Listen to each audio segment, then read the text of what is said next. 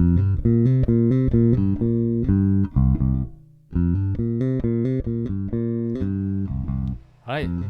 welcome to day 2. In day 2, we will have some diagnostic assessment questions to help us understand the one we are helping or even ourselves. As you talk to the aging person or the family, remember that aging and caregiving can take many forms. So come with an open mind. Try not to project your own values on the person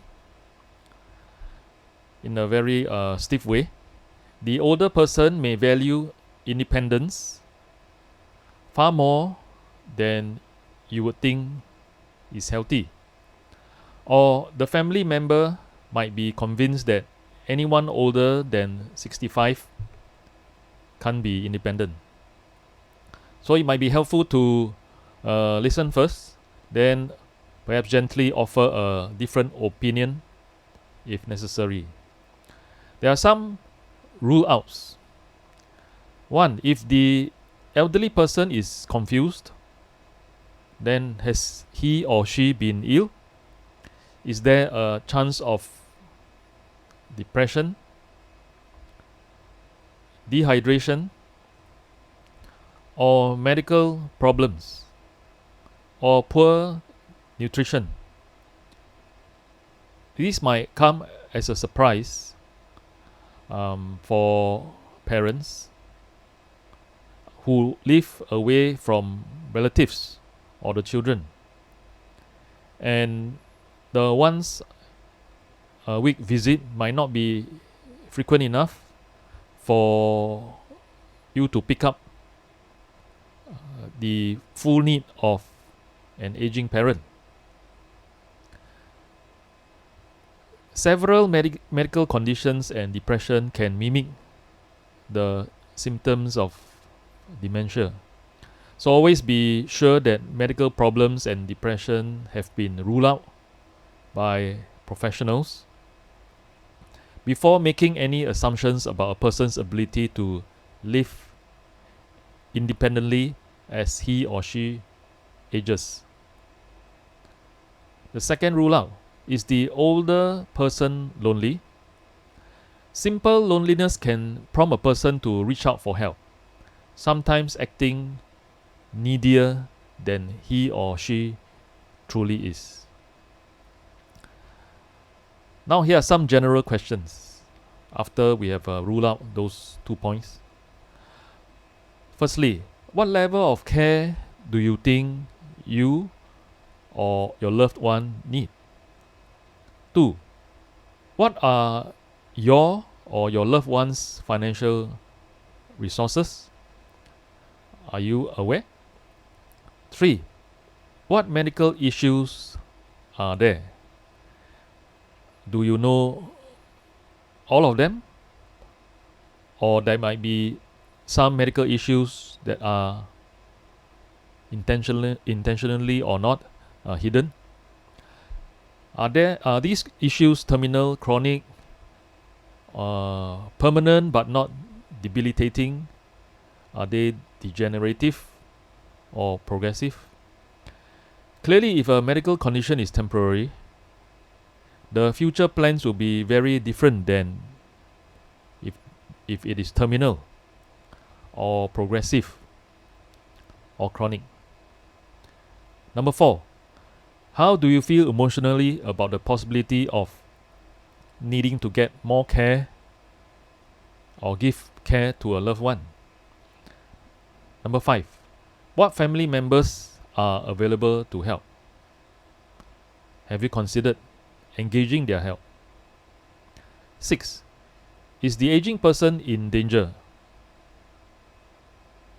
Dangerous conditions would include memory loss that leads to accidental fires, forgetting to turn off the stove, wandering, or destructive behavior.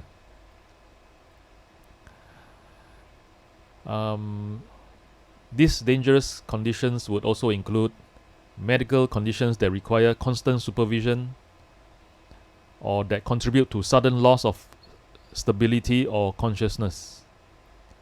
And these dangers include a residence that is deteriorated, unhealthy, or structurally too demanding.